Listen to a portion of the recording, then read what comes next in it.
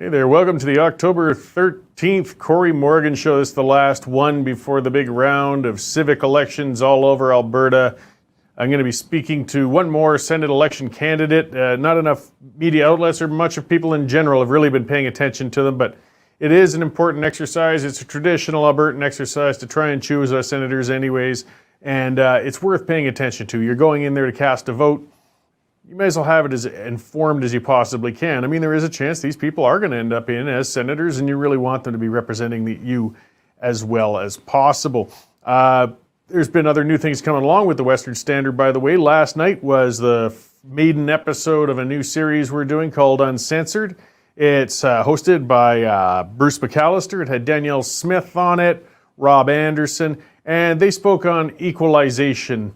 And they're going to be coming on fairly regularly with this show and touching areas. I believe they're going to be touching about vaccination soon, so that's not controversial at all. And other areas, again, that the rest of the mainstream media isn't covering. So this is my chance to remind you, if you haven't subscribed to the YouTube channel, to the Facebook channels, things such as that, get on those. Of course, subscribe to the Western Standard itself. That's how we pay our bills. That's how we make these shows. That's how we could do this. We rely on you. We're not taking tax dollars in order to do this. We got a great deal. Go to westernstandardonline.com. Check it out. You can take out a 15-day free trial membership, and I'm pretty sure you'll be happy to carry on the membership after that. $10 a month. You'll get to see everything we put out there. Full immersed coverage of issues, again, that the mainstream media just won't do. So please do so, and keep an eye on those channels to see when these specials come up and when they come out so you can take part in these things. They're great. They're interactive. It's the new modern media. So, I'll talk about one of the things that hasn't been talked about much as well. For people who aren't familiar with him, there's a guy I like to refer to as NDP Joe. He's an emergency room doctor in Alberta. Very active one. Is Joe Vipond. You've probably seen him on all the mainstream TV channels if you still torture yourself by watching those with the evening news, because he's their go-to medical expert for pretty much anything. If they want a doctor to crap on the UCP, Joe is their man.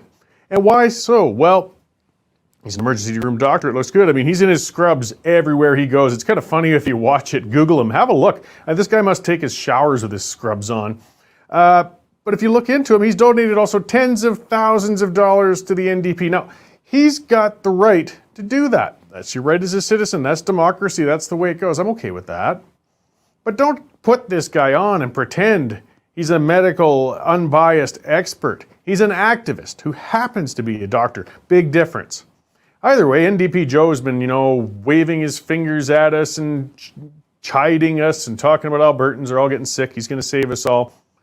He's always wearing his, I found some footage where he was talking to reporters without his mask, but when he's doing his formal events, he wears his mask and his scrubs. There was even one where he had his stethoscope on. I guess he might have to do an emergency heart rate check out on the streets or something. But he's also hardcore into his climate change world. He's trying to turn his own daughter into a young Greta Thunberg. Yes, he's put her out there and getting on to lawsuits against the federal government for climate change, things such as that.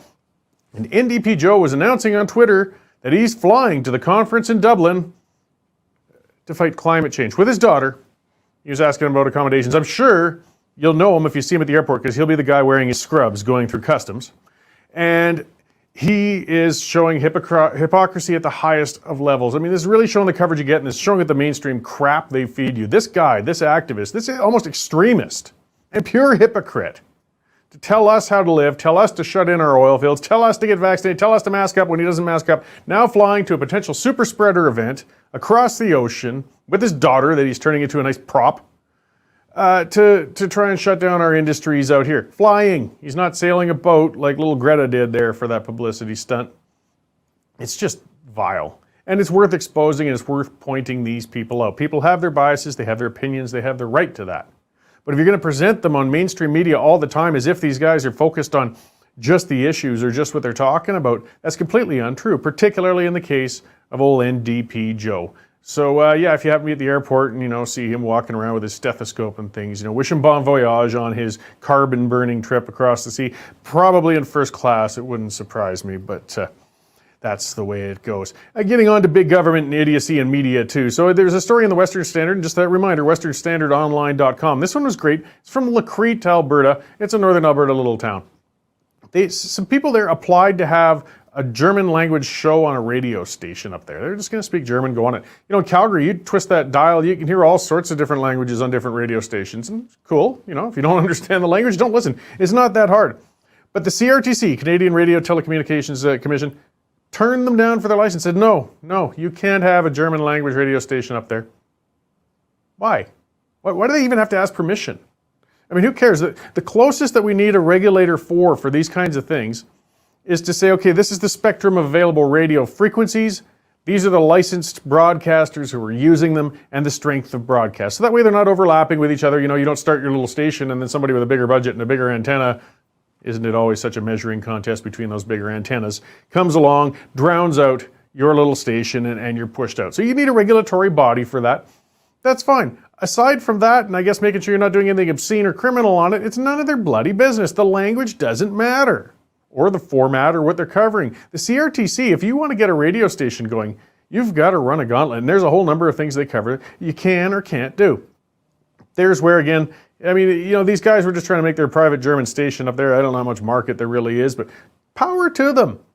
We've got alternative media. We got shows like this one. We got shows like Uncensored that's going to be coming, you know, well, we had the other one last night. Look it up on our YouTube channel or on westernstandardonline.com. The story is posted there. You can click through, see the video. We need to evolve. We need to get away. We need to bypass the CRTC. And there's another scary thing is the Liberal government got reelected and Trudeau's little lackey there, Guilbeault, has always been talking about controlling the media, controlling the conversation, controlling access. They don't want to see shows like this, publications like the Western Standard, bypassing their government control. We can't let them do that. So we've got to make these alternative media publications and streaming services, things like that, as strong as possible, makes it too big to fail, so the federal government, whether they like us or not, can't get rid of us, because it's important, because they're the only ones who control the message. We're only getting one message, and it's not going to be a good one. Just one more thing, I guess, I just want to rant quickly about before I get on my guest, who's going to be Pam Davidson. She's running for Senate, as I said earlier. The vote's going to be on Monday. You got a whole pile of things to vote on, by the way. The equalization referendum, your Senate candidates. If you're in Calgary, there's a fluoridation one. There's the time change one. It's going to be a whole lot of ballots to pick from, but please get out and vote. It's important. I know you're tired. I know it feels useless. I know it feels frustrating, but it's the only chance you got. It's the best you got. Get out there, use it, and then at least you've got the reason to be twice as pissed off if the government doesn't follow through with what you democratically chose on your ballots, including your Senate elect, whether they end up in the Senate or not. Time will tell. And we are in a big bunch of trouble. We need to get on our government's case. So those who've been watching the issues, there's an energy crisis coming. India is buying up coal like crazy. China is buying up coal like crazy. Here's the irony of the green movement that's been shutting down energy projects. We can't get LNG terminals approved. We can't get pipelines through. And suddenly a cold winter is approaching. India and China are buying up coal like nobody's business. They've been buying up the natural gas from Russia. And it looks like Europe might be freezing to death this winter. And meanwhile, idiots like Dr. Vipond are going across the pond to tell us why we should still further increase this energy crisis. Now, Alberta is sitting on a massive amount of energy resources. Western Canada is, the territories are. Natural gas, we have a 300-year supply of natural gas at the rate we're going. We can't get it out of here. The only place we can sell it to is the States, and they're not a good customer. Look how Biden was with the Keystone Pipeline. Listen to their deafening silence as Gretchen Whitmer is trying to shut down Line 5. We need to get stuff to the coast. We need to get to a broader market, and that means we need to fight through Prime Minister Clown Shoes to get this stuff approved for the sake of Canada's energy security and us bringing money in to pay off some of this bloody debt we've been taking on for this pandemic nightmare that's been going on and on and on. Maybe regional representatives were what they're supposed to be. That's what the Senate's supposed to be about. Will speak up on our behalf. They did actually, the Senate came close to almost changing C-69 and C-48. They woke up from their sleepy slumber a little bit and pushed back. Still failed in the end, but it did bring it into the news for a little while. Maybe some senators are going to fight on our behalf as we go down this energy crisis road. So I'll be talking to Pam Davidson, and she may be our next Senate-elect or one of the three that are chosen in Alberta, and we'll see what she has to say on the issues. Okay, I'm joined today with Pam Davidson. She's one of three Conservative Party of candidates, Senate candidates coming up. We're running for this race that's coming up on Monday the 18th. We've been speaking to a few Senate candidates all the way through, and it's as I said in my introduction to the show, a very important race, even if it doesn't feel like it. People really need to pay attention and take advantage of the ability to choose, because it's an important right to push for. So thank you very much for joining me today, Pam. Yeah, I appreciate and thank you for having me. So maybe I'll get you to break it down a bit, though. As you've been out campaigning, people are going to have a choice for Senate on their ballot when they go in for their municipal races, and they're going to have to choose 3 people, I believe, in this? Yeah, that is right. You don't have to choose 3 people, but you are able to choose 3 people, 3 candidates of your choice. I believe there's 13 or so of us running, so there's definitely a wide range of opportunity to vote for candidates that you really support. Yeah, well, that's why I'm really trying to speak to as many people as I can, because it's hard when you get so many other issues as well going on, mayoral races, an equalization referendum. We want people to also distinguish and make a nuanced choice. So I'll start with yourself, though. What made you personally feel that you should put your name forward as a Senate candidate? Yeah, over the last 6 or 7 years, I've slowly gotten more and more involved in politics, and I really believe that Alberta, it's the right time for myself to put my name forward to represent Alberta on a countrywide stage or national stage. I think it's very important to represent what true Albertans, what true Conservatives want in their Senate nominees.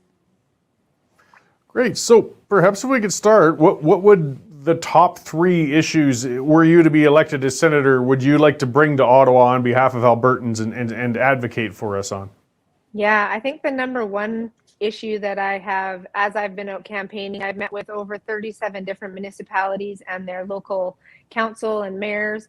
And I would say the biggest issue for most of them would be broadband. Getting broadband into rural Alberta is definitely one of the biggest issues that we have here in Alberta. So that would be my first one. My second one would be protecting small businesses, and with that comes property rights, gun rights, all that kind of stuff. And then the third one would be our I would say protecting our liberties and standing up for the Constitution and our Charter of Rights, which is lacking very much in the last 2 years. Yeah, that's a big issue all unto itself. Right to the first one you brought up, I was just kind of happy to hear that. And that's the first time I've heard that in political campaign realms, was the broadband issue. I live in Prentice, just outside of Calgary, and my internet access isn't much better than it was when I did through dial-up. And this is what I think is great with these Senate races, though, and having different candidates, is that we're going to bring up these issues that you wouldn't hear in a mainstream party race. We have our voices, we are concerned about it, but you never would have heard about that in a federal election or a provincial one. Yeah, that's very true. I mean, I live in rural Alberta myself. There's lots of meetings that I've had to say, oh, sorry, I can't Zoom in today, but I can call in because my internet's just not strong enough to keep me connected with it. So it's definitely something that I experience myself as a rural Albertan. And there's so many communities that they want to keep people in their communities. And one way to do that is to open up broadband to their communities. And small businesses need it. The kids need it if they end up having to go online school. To work at home this last 2 years has been a huge struggle for rural Alberta, and they just really want to have a better access to stronger and better broadband. Yeah, well, and it's an item of economic diversity. I mean, we're coming into a recovery. The world has changed. I mean, a lot more people are working from home than we ever imagined in the past. And if we're trying to draw new companies or new workers, giving people the ability to do so from home would be great, but they need that consistent ability to get online for that.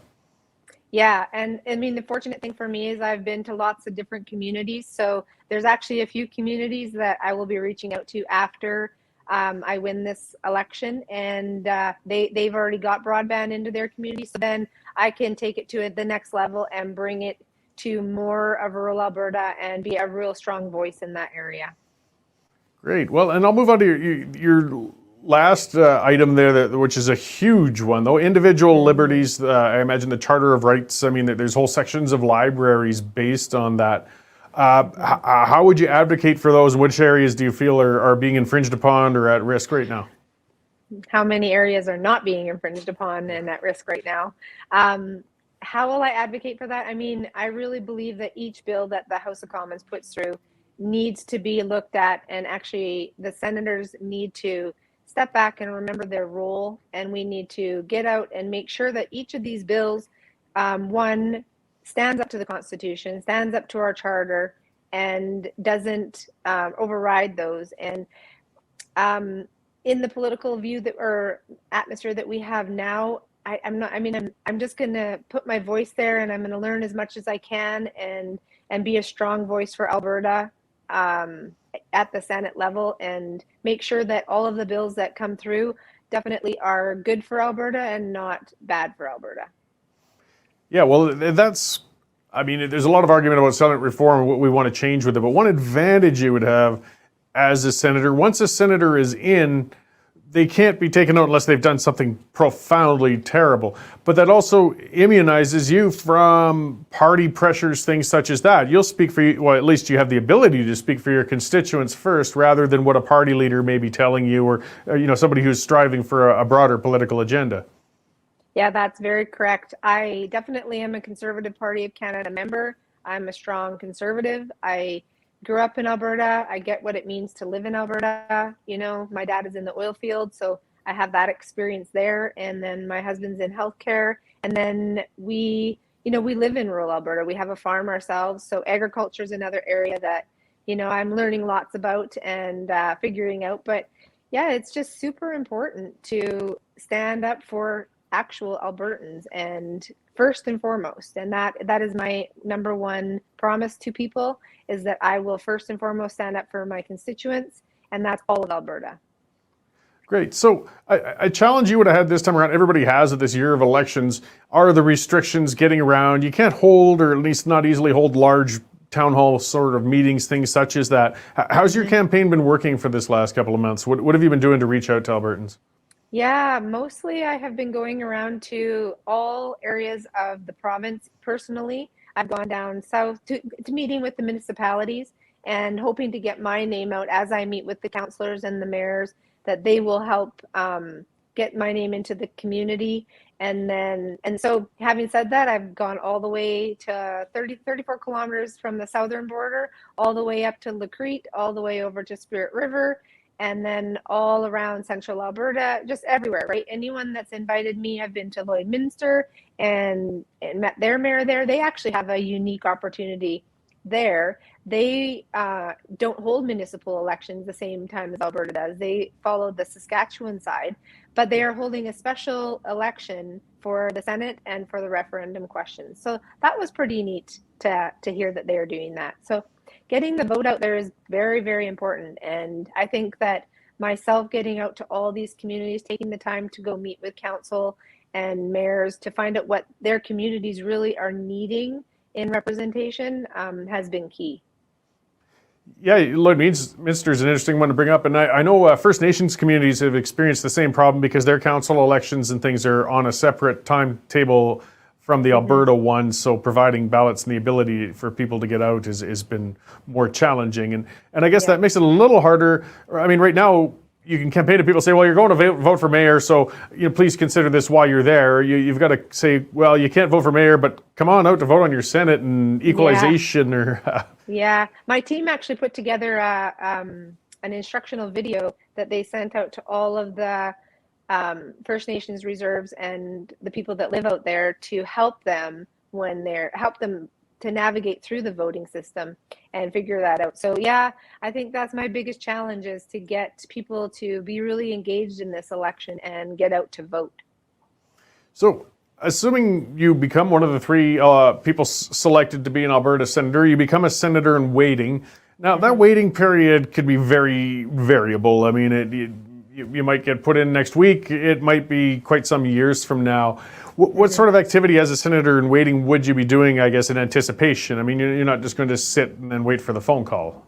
Yeah, I would assume that after I become a senator in waiting, that Alberta, because they are advocating for this, and this is something that's really important to Albertans, that they will help me get my name behind things such as broadband, standing up for Alberta in any way I can, having a platform, supporting the governments that we have in the areas that will support Albertans.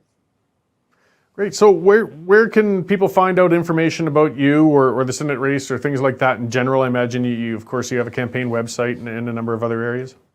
Yeah, so I have all of the social media. I have Twitter, Facebook. I'm not sure if I have Instagram, but I do have a great website that my team has put together, and it's at www.pamdavidson.com. Great, www.pamdavidson.com. Well, yeah, that was great. Actually, I think it might be .ca. Sorry. Okay, great. .ca, Yeah. and I'm sure if they Google Pam Davidson Senate, it'll bring you there as well. Yeah. So it's good to get more detail and be able to contact you or support you or help as well if they're interested in taking part in this last week of the election to get the vote out and that sort of push. Right, exactly. And I appreciate you guys taking the time to give me a platform to come on and talk about my my nomination. We're happy to. Is there anything else you'd like to add before I let you get back on the campaign road there? I think the biggest thing that I'd like them to know about me being different is, one thing is that I hold my RPAL, and many people will know what that is. And I think that's a super good indication of how Albertan I really am and how much I believe in our liberties and standing up for property rights is very, very important to me. Excellent. Well, thanks for joining me today, and looking forward to seeing how the results come in on Monday night. Yes, thank you very much, Cory, for your time. Thanks, man.